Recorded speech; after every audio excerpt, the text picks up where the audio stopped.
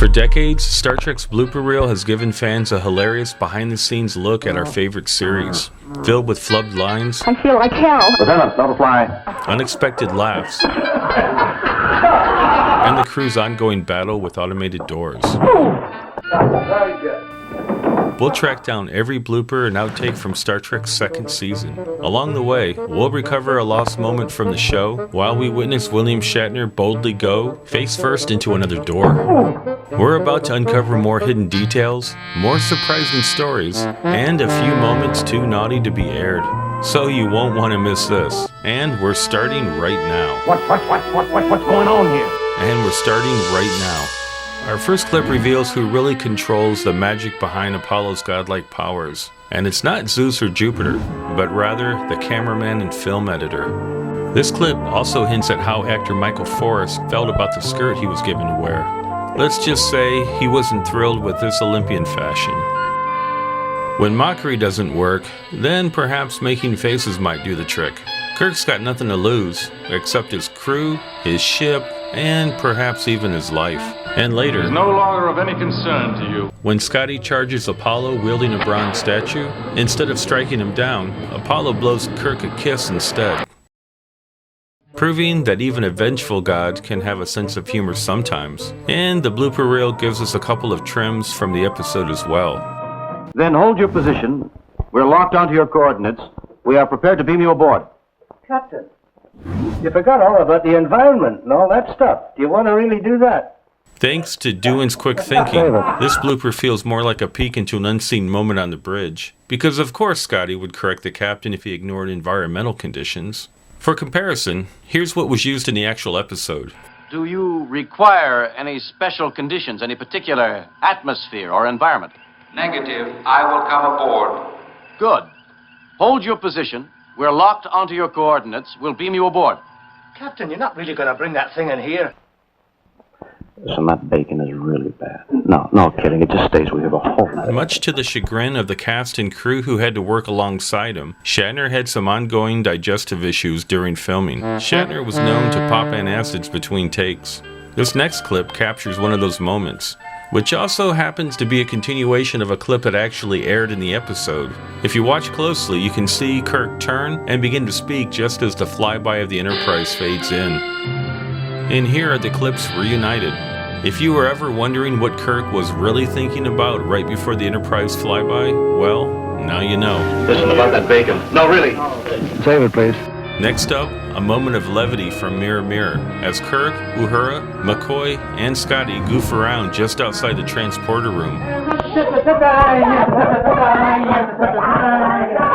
They're really lucky they didn't raise any suspicions among the ISS crew. Any more antics like this, and they might have ended up in the agony booth instead of sickbay. The agony booth is a most effective means of discipline.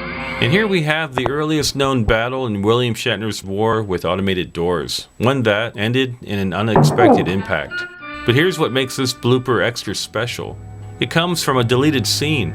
In the aired episode, we fade straight from Chekhov's assassination attempt on Kirk to Kirk's quarters. Here's how it would have played if left in the episode. Let them pass. Getting to see a lost line from my favorite episode makes this a favorite blooper of mine. Here. What's this? Our only blooper from the Doomsday Machine is a real gem. Unless you veer off, I shall blow my brains out. For comparison, here's what was used in the actual episode. If you don't veer off, I shall relieve you on that basis. Notice how Nimoy's wording differs between takes. If you don't veer off. Unless you veer off. The blooper is actually closer to what was scripted. The big question here is, why, in the aired episode, is Lieutenant Palmer palming her ears? Maybe she thought they were filming the immunity syndrome instead? The way Nimoy expresses his frustration at forgetting his line is a testament to his quick wit. His quip isn't just ironic, it's thematically cohesive with the scene. We've got to destroy it! That, sir, is suicide. Attempted suicide would be proof that you are psychologically unfit for command. He's just accused Decker of attempted suicide, then immediately threatens to shoot himself in the head. Unless you veer off, I shall blow my brains out. If attempted suicide is grounds for being relieved of duty, What about threatening suicide? They're off. Emergency impulse power. As McCoy, Scotty, and Sulu descend into Korab and Sylvia's dungeon, James Doohan doesn't descend as gracefully as he would have liked, sending Kelly into hysterics. While we only see one take in the blooper reel, apparently he stumbled several times before getting it right.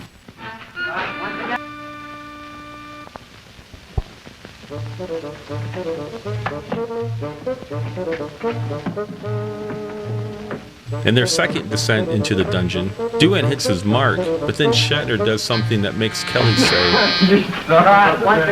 ruining yet another take, and risking Doohan taking another stumble.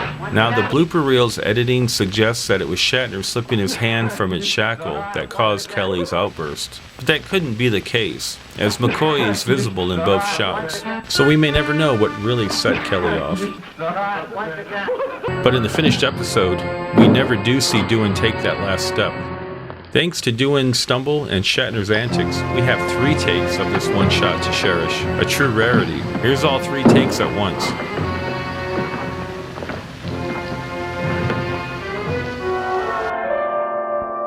Shatner and Kelly have a moment during a fight scene. For comparison, here's what was used in the actual episode. Here they are side by side.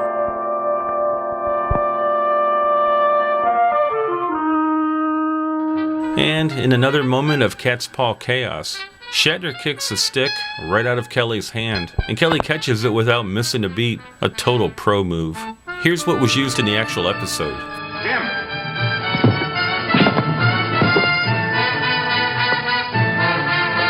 And side by side. Jim! We'll be right back. Minute Trek returns. We see more of Shatner's antics in I'm Mud. Harry? Instead of grabbing Mud by the throat like he does in the episode. Harry, you'll never get away with it. In this outtake, Kirk grabs him by the mustache instead. Harry! Oh, I thought you were going to curl my mustache. Save it, Grace. I beg your pardon. We get a behind the scenes, or rather, a behind the back look at cameraman Jerry Finnerman as he films the crew's impromptu dance scene.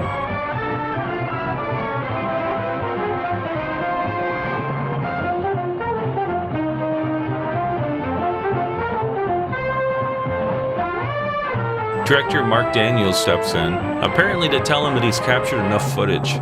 What he's filming here is what was used in the final episode, as we can see in the side-by-side comparison.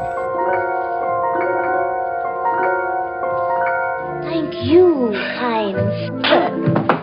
In our only Journey to Babel blooper, Kirk is supposed to calmly point out that Uhura has her communications beam narrowed to the ship's interior, but instead, Shatner startles Nichelle Nichols, who jumps before immediately joining in on the fun. Kirk and Spock interrupt the Klingon before they're supposed to. Save it, please. Where's the director when you need him most? This is what happens when actors are left to direct themselves.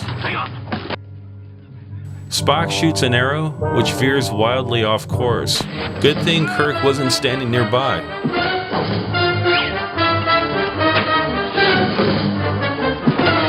In this memorable outtake, actress Beverly Washburn completely forgets her line and just wings it. A relatable moment for actors everywhere. Doctor, may I speak to you for a moment, please? Of course.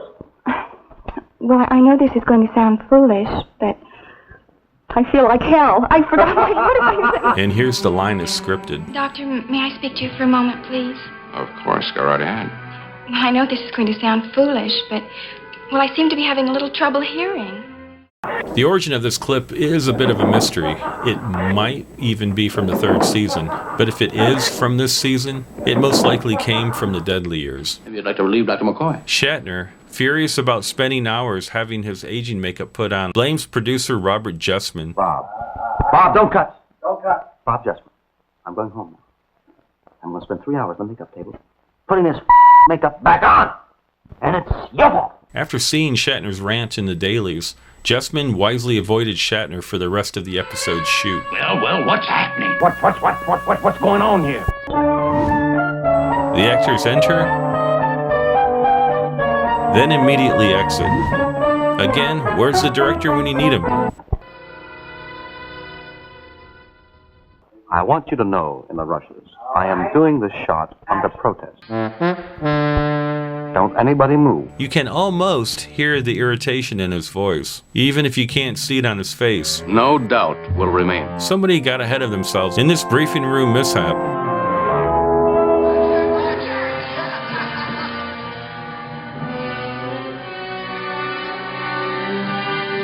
And Captain, you're in good hands with Tribbles. Best known for his Allstate commercials, Ed Reimers was often filmed delivering the company's famous slogan, "You're in good hands with Allstate," in natural disaster zones. And with the Tribbles being a natural disaster in space, this makes his casting as Admiral Fitzpatrick a brilliant in-joke. Assuming Allstate still exists in the 23rd century, they should definitely be offering Tribble insurance. Starfleet out.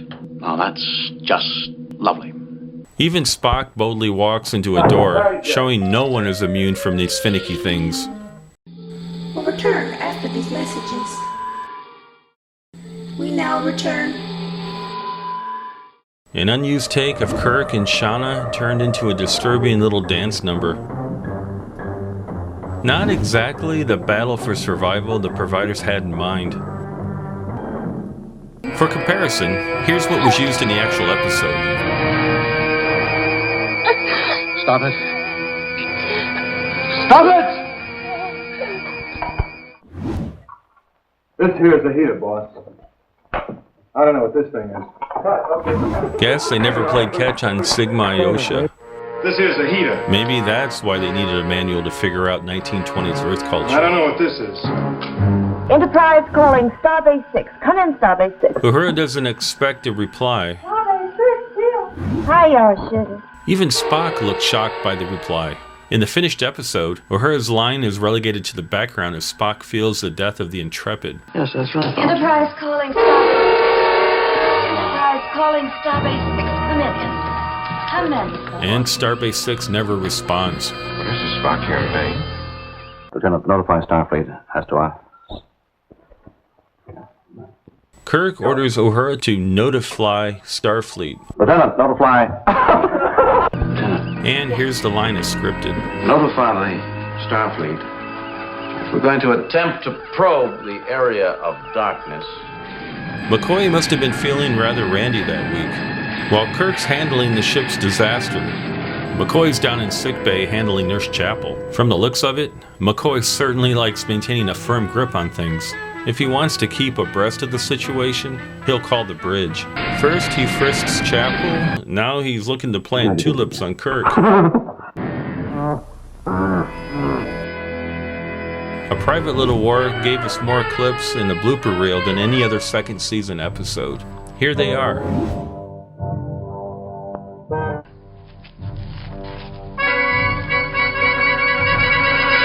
Villages! For comparison, here they are side by side.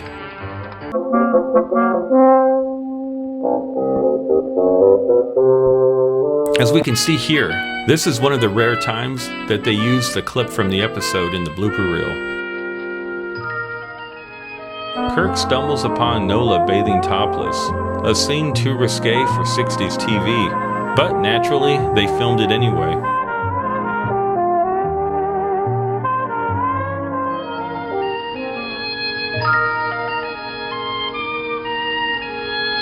This clip of Spock shooting an arrow at an angle we saw earlier was actually used here as the lead-in to Shatner being carried into the cave with an arrow lodged between his legs.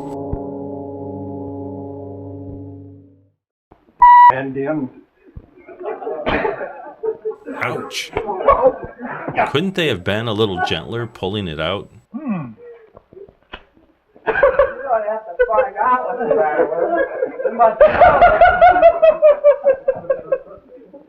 And here they are side by side.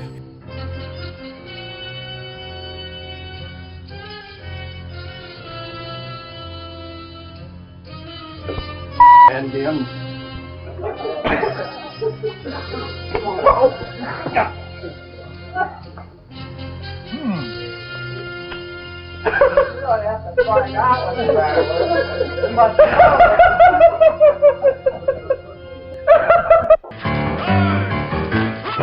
Kirk and McCoy aren't just fleeing villagers. They're running from something far worse, a TV executive.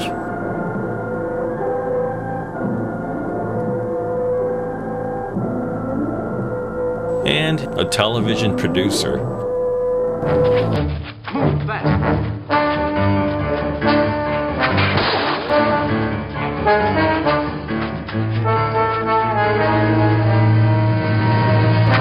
Nola's knife stays stubbornly sheathed across multiple takes.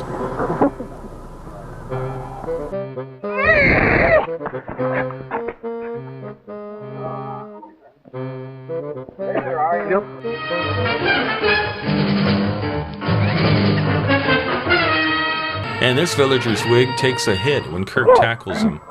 I got a wig trouble. In this clever Beauty and the Beast moment, the normally ferocious Mugatu is playfully rollicking with Star Trek's hairstylist, Patricia Westmore. If not for the home movies Bill Blackburn shot during the original series, the identity of this woman may have remained a mystery. And later, Shatner quips, Have no fear. Sargon is here. a clear nod to Lost in Space and Dr. Smith. Kirk versus Door, round 2, and the Door wins again. Just as with Kirk's first battle with the Door, this shot was ultimately excised from the episode. In the aired version, we have a commercial fade out on Kirk. After these messages, we'll be right back. We now return. And we fade in with them entering the next chamber. Here's how the scene would have looked with the connecting shot added back in. So that we may live again.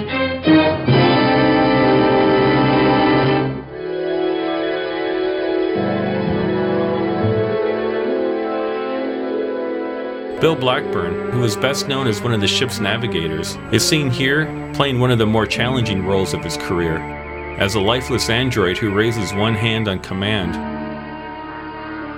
It is ready, Theresa. And here's Bill Blackburn peeling off his makeup, revealing, well, Bill Blackburn. Son, I told you wanted the show business? You got it.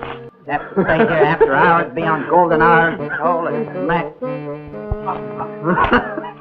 When Kirk answers McCoy's question before it's even asked, Jim, I'm fine, boss. Are you all right? both actors completely lose it. Even in the next take, they still can't manage to keep it together. Save it, please. At least they're able to keep a straight face in the final episode. Jim. Are you all right? Yes, I'm fine. Think positive. Spock to Enterprise. Kirk and Spock have a communicator malfunction in the coat closet. Spock to Enterprise. Come in, Enterprise. They accidentally hang up on Uhura.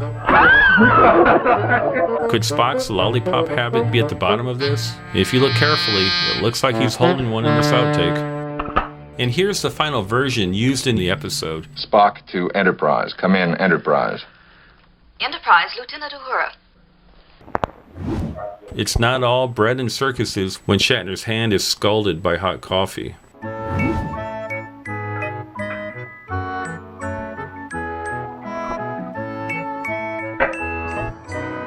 But he recovers quickly, as the aired episode indicates. Of what obviously is a group of runaway slaves. They dwell in caves not far from a large city, wear rags, live under primitive conditions, but they are creatures of a heavily industrialized 20th century type planet, very much like Earth. If they refuse to move out on cue, screw them. This is probably the most honest blooper of all. Second mark.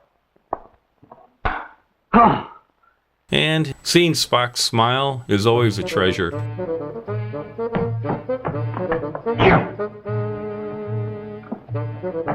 Ted Cassidy makes his final Star Trek appearance in this blooper reel exclusive. I don't know about you, but this is not the way it was planned.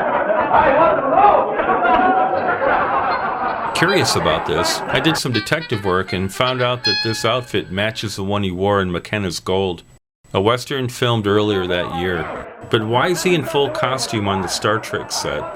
That's still a mystery. Here's the final version used in the episode.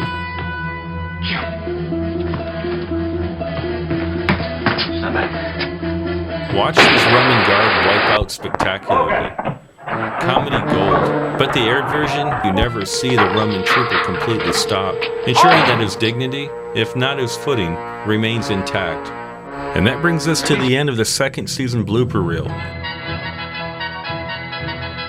I hope you've enjoyed this deep dive into Star Trek's second season outtakes.